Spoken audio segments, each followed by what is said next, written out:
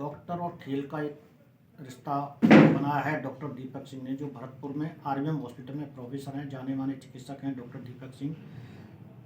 डॉक्टरी के साथ साथ खेल के साथ इनका जो रुझान है, और उस खेल में एक अंतर्राष्ट्रीय स्तर पर गोल्ड मेडल भी इन्होंने हासिल किए हैं। पावर लिफ्टिंग में इनका विशेष लगाव रहा है शुरू से खेल का, और खेल के माने में माना जाए तो ये डॉक्टर्स खुद ही नहीं, इनकी मिसेज भी होम्योपैथी डॉक्टर्स हैं, प्रिंसिपल हैं कॉलेज की। इसके अलावा इनके फादर जो है भरतपुर शहर के जाने माने बाल रोग विशेषज्ञ हैं डॉक्टर महेंद्र सिंह जी, और इनके बच्चे भी, बहन भी डॉक्टर्स परिवार से हैं। लेकिन इनके साथ साथ इनका जो रुझान एक खेल की तरफ आकर्षित हुआ, वो खेल में इन्होंने आज इंटरनेशनल स्तर पर गोल्ड मेडल प्राप्त किए हैं। तो हम इनसे पूछते हैं कि किस तरह खेल की तरफ रुझान हुआ, कहाँ प्रतियोगिता हुई थी, और कितने मेडल्स आपने जीते हैं, और आगे क्या आपकी योजना है।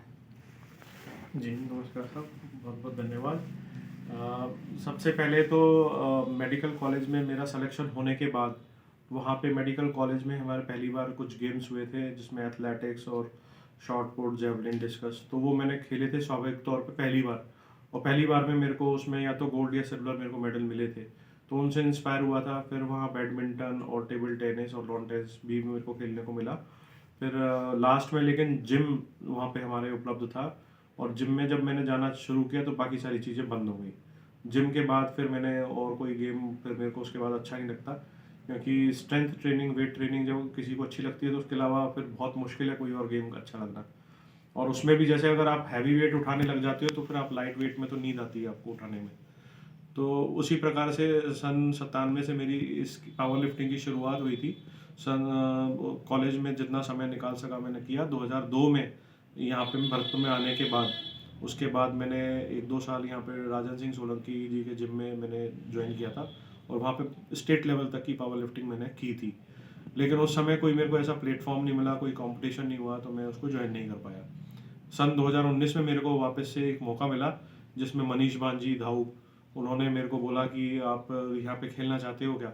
तो मैंने कहा नेकी और पूछ पूछ। तो स्टेट और डिस्ट्रिक्ट का टूर्नामेंट यहाँ भरतपुर में ही हुआ था, टेक्नोलॉजी पार्क में। तो वो मैंने वहाँ पे गोल्ड मेडल मिलने के बाद फिर मैं नेशनल दिल्ली में गया, ब्रॉन्ज मेडल मेरे को मिला। उसके बाद एक वर्ल्ड चैंपियनशिप 2020 में अमरावती महाराष्ट्र में हुई, वहाँ मुझे एक सिल्वर मेडल मिला। तब मुझे ये भी ज्ञात हुआ कि हम एक से अधिक एंट्री भी दे सकते हैं, उसमें अलग अलग क्लासेस होती हैं, एक्विप्ड, नॉन एक्विप्ड, तो उनमें मैंने अपनी एंट्री देना शुरू किया। तो सन 2024 में मुझे नेशनल के 6 गोल्ड मेडल प्राप्त हुए।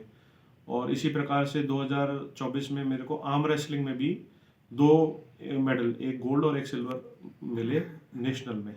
राजस्थान भरतपुर में स्टेट का कंपटीशन या भरतपुर में ही हुआ था, राकेश शाह जी के थ्रू। और 2025 में मेरे को नेशनल मिदनापुर वेस्ट बंगाल में हुआ, जहाँ पे 3 गोल्ड मेडल प्राप्त हुए। एशियन चैंपियनशिप काठमांडू नेपाल में हुई, जहाँ पे मेरे को 3 गोल्ड, 2 सिल्वर और 1 ब्रॉन्ज मेडल प्राप्त हुआ। और उसके बाद मेरे को वर्ल्ड चैंपियनशिप श्रीलंका 28 से 30 नवंबर में ज्वाइन करने का सौभाग्य मिला, जहाँ पे मेरे को फिर से 3 गोल्ड मेडल प्राप्त हुए। तो आगे भी अगर कोई मेरे को ऐसा जिसमें मेरे को ज़्यादा समय ना लगे, जिसमें ज़्यादा समय मेरा ज़्यादा ना खपे और मैं निकाल पाऊँ, तो ऐसी कोई चैंपियनशिप भरतपुर में आसपास, अब तो खैर मैं कहीं भी जाता ही हूँ, तो मैं ज़रूर अगर मेरे को टाइम मिलेगा अपने जॉब पे से मैं जाऊँगा। और स्पोर्ट्स में थोड़ा सा पावर लिफ्टिंग में गवर्नमेंट की तरफ से इंसेंटिव और वो कम है। मैंने जो भी अभी तक अचीवमेंट किए हैं वो सब मेरे अपने लेवल पे, अपने दम पे ही किए हैं। तो गवर्नमेंट की तरफ से इसमें जैसे और गेम्स के लिए काफ़ी इंक्रीमेंट, प्रमोशन, फेलिसिटेशन, अवार्ड, पुरस्कार सब चीज़ होते हैं, लेकिन इसमें आज दिनांक तक मेरे को सरकार की तरफ से कोई सहायता या कोई मेरा पुरस्कार मेरे को प्राप्त नहीं हुआ है। सरकार की ओर से उनको प्रोत्साहन मिलना चाहिए, सहायता मिलनी चाहिए सरकार को। खेलों के प्रति वैसे तो बहुत प्रोत्साहन दे रही है, योजनाएं भी चला रही हैं, तो ये भी उम्मीद करते हैं सरकार से कि इनको भी मतलब खेल में जब गोल्ड मेडल जीत रहे हैं नेशनल इंटरनेशनल स्तर पर, तो उनको प्रोत्साहन मिले। डॉक्टर साहब, आपने भी श्रीलंका में गोल्ड मेडल जीते हैं, कितने गोल्ड मेडल जीते हैं, और कितनी देश की प्रतियोगिताओं में उसमें भाग लिया था। जो अभी श्रीलंका में हुई थी ये बेसिकली 25 से 30 दिसंबर होनी थी। इसमें 27 दिसंबर को रेफरी वाला कंपटीशन भी था, और एक्चुअल इवेंट्स 28 से 30 दिसंबर के बीच में थे। अब मैं उस समय परिवार को लेके वहाँ पे गया हुआ था। दुर्भाग्य से उस समय वहाँ पे तूफान आ गया, तो वहाँ पे मेरे को अलग अलग कैटेगरीज में 3 गोल्ड मेडल मिले मेरे को। तो उसमें एक बेंच प्रेस में और एक कंप्लीट पावर लिफ्टिंग में मेरे को ये गोल्ड मेडल मिले। सर अब आपको खेल के कितना रुझान है, सारा सब कुछ है, घर वालों का कितना सपोर्ट मिलता है, बच्चों का सपोर्ट मिलता है, किस तरह से आप इस खेल को मतलब अपने चिकित्सक पेशे से मैनेज करते हो? मैं जनरली इवनिंग का टाइम जो मेरा 7 से और 8 के बीच का या 9 बजे के बीच का टाइम है उसमें यूटिलाइज करता हूँ। वो भी सारे दिन संभव नहीं हो पाता, इस वजह से नहीं हो पाता कि मेरे को जो इंटरनेशनल लेवल के लिए ट्रेनिंग चाहिए तो मेरे को हैवी लिफ्टिंग करनी पड़ती है। और हैवी लिफ्टिंग से पहले आपको पूरा बॉडी रिलैक्स होनी चाहिए, माइंड रिलैक्स होना चाहिए। क्योंकि अगर आप हैवी लिफ्ट कर रहे हो और बॉडी में कहीं एक जगह भी हल्का सा पेन भी हो रहा है तो आप नहीं कर पाओगे। तो पूरा फुली रिलैक्स्ड बॉडी और माइंड से मेरे को जाना पड़ता है। तो वो परिवार के बिना तो वो चीज़ संभव ही नहीं है। तो उसके लिए बहुत सारी एडिशनल रिस्पॉन्सिबिलिटी पिताजी ने उठा रखी हैं, कुछ माताजी ने उठा रखी हैं, कुछ वाइफ ने उठा रखी हैं।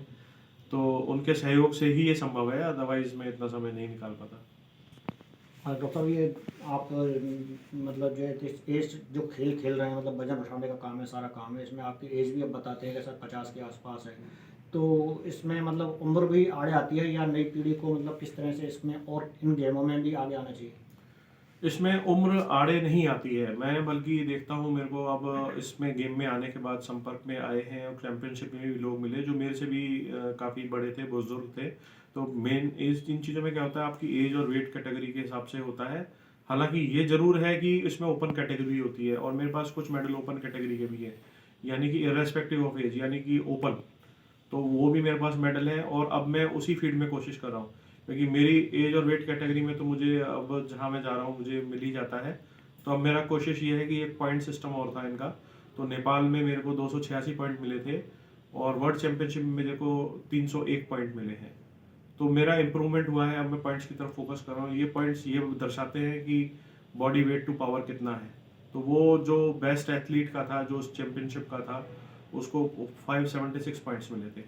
तो डेफिनेटली मैं बेस्ट एथलीट नहीं था क्योंकि उसकी उम्र 25-30 के बीच में रही होगी, मेरी उससे डबल थी। तो लेकिन अब मैं फोकस ये कर रहा हूँ कि मेरे पॉइंट्स इंप्रूव करूँ।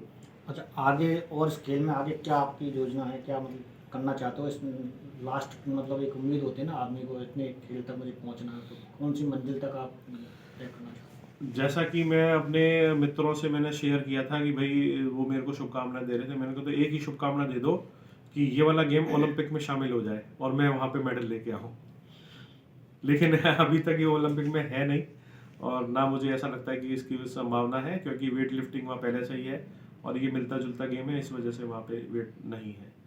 लेकिन इसे क्या नाम, ओलंपिक एसोसिएशन से अटैच्ड वर्ल्ड मास्टर्स गेम्स होते हैं और वहाँ पे इसके होने की संभावना है। अगर वहाँ पे ये होगा तो मैं ज़रूर जाऊँगा। ये थे हमारे साथ डॉक्टर दीपक सिंह, जिन्होंने अपनी बात जटी मीडिया चैनल पर शेयर की और इतनी अच्छी जानकारियाँ दी खेल के हिसाब से, और आगे भी आपने बताया कि ओलंपिक खेल में शामिल हो जाए तो इस खेल को और आगे प्रोत्साहन मिल सकता है और आगे खिलाड़ियों को प्रोत्साहन मिल सकता है। जटी मीडिया चैनल के लिए कैमरामैन टिंकू के साथ राजेंद्र शर्मा, जटी, भरतपुर।